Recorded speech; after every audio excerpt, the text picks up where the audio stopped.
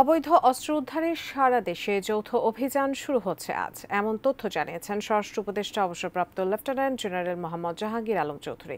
মঙ্গলবার আইন শৃঙ্খলা সংক্রান্ত উপদেষ্টা পরিষদ কমিটির সভা শেষে কথা বলেন স্বরাষ্ট্র উপদেষ্টা। আরিফ জামালের রিপোর্ট। গত ২৫ আগস্ট আওয়ামী লীগ সরকারের আমলে দেয়া সব অস্ত্রের লাইসেন্স স্থগিত করে প্রজ্ঞাপন জারি করে স্বরাষ্ট্র মন্ত্রণালয়। ২০০৯ সালের ৬ জানুয়ারি থেকে ২০২৪ সালের ৫ আগস্ট পর্যন্ত এসব অস্ত্র ও গোলাবারুদ ৩ সেপ্টেম্বরের মধ্যে থানায় জমা দেওয়ার নির্দেশ দেওয়া হয়। পরবর্তীতে স্বরাষ্ট্র মন্ত্রণালয় জানায়, লাইসেন্স স্থগিতকৃত অস্ত্র ও গোলাবারুদ, পুলিশসহ আইনশৃঙ্খলা বাহিনীর বেহাত হয়ে যাওয়া বা হারানো অস্ত্র এবং অন্য সব অবৈধ অস্ত্র উদ্ধারে ৪ সেপ্টেম্বর শুরু হবে যৌথ অভিযান।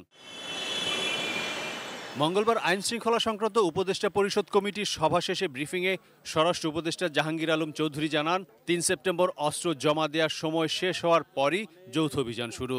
আজ কিন্তু শেষ হয়ে যাচ্ছে অবৈধ বা বৈধ সব অস্ত্র জমা দেওয়ার শেষ তারিখ। রাত ১২টা থেকে আমাদের যৌথ বাহিনীর অপারেশন শুরু হবে হাতিয়ার কালেকশনের জন্য।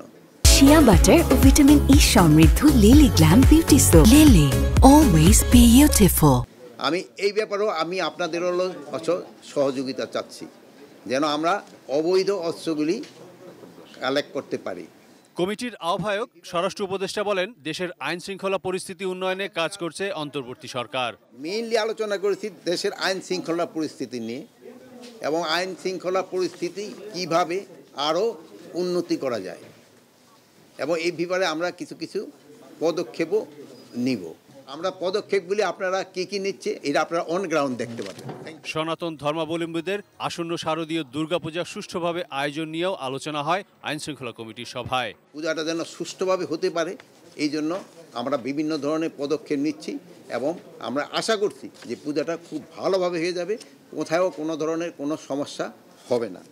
এছাড়া মিয়ানমার পরিস্থিতি এবং দেশে মাদক সমস্যা নিয়েও আলোচনা হয়েছে জানান স্বরাষ্ট্র উপদেষ্টা। মাদকের গডফাদারদের যেন আমরা আইনের আওতায় আনতে পারি। Arif Jamal, ATN news, Dhaka.